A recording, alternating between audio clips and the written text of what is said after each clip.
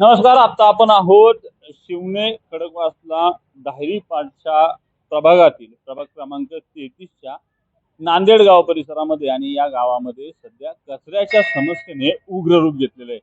Nanded city वगळता या भागातल्या नांदेड गावाच्या दोन्ही विभागांमध्ये कचऱ्याची समस्या तीव्र होती. या पार्श्वभूमीवर पुष्पक लगड यांनी आपल्याकडे तक्रार केल्यावरून भाऊ काय सांगाल, नेमकी तुमची तर काय समस्या आहे कचऱ्याची? आमच्या नांदेड गावात पहिले ग्रामपंचायत होती तेव्हा सगळं रोड क्लीन होत होते. ते कॉर्पोरेशन आलं तेव्हा घंटा गाड्या चालू झाल्या. त्याच्यानंतर पण कचरा व्यवस्थित उचलत जात होता. स्वच्छ अभियानवाले यायला लागले.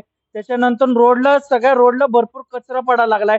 सोसायट्यांच्या समोर पण कचरा पडतोय. ते आम्ही काय सांगितलं तर कॉर्पोरेशनच्या गाड्या येऊन दररोज साफसफाई करून जातात.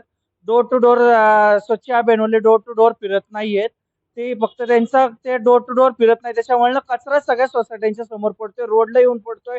कॉर्पोरेशनवाले दररोज येऊन साफसफाई करून जातात आमच्याकडून. आता या पार्श्वभूमीवर तुमची मागणी काय आहे नेमकी? महानगरपालिकेकडे मागणी का स्वच्छ संस्थेकडे मागणी, काय सांगा? पुणे महानगरपालिकेकडे आमच्याकडे फक्त मागणी आहे, आम्हाला दररोजच्या कॉर्पोरेशनच्याच गाड्या द्या. हे स्वच्छ अभियानवाले नीट साफसफाई करत नाही, त्याच्यामुळे आम्हाला भरपूर त्रास होत आलेला आहे.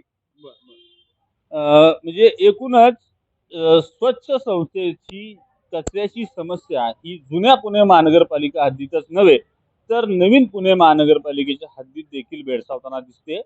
आपण यापूर्वी पाहिलं की सिंहगड रोड क्षेत्रीय कार्यालय असेल, वारजे गिरवळकर क्षेत्रीय कार्यालय असेल, कोथरूड क्षेत्रीय कार्यालय असेल, या क्षेत्रीय कार्यालयांच्या हद्दींमध्ये कचऱ्याची समस्या उग्र रूप घेताना दिसते. आणि या भागात विशेषतः ज्या ठिकाणी स्वच्छ संस्थेची माणसं काम करतात त्या भागात कचऱ्याची समस्या तीव्र होताना दिसते.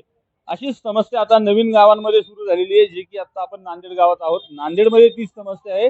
शिवण्या उत्तम नगर भागामधील नागरिक देखील तीच तक्रार करताना दिसतात.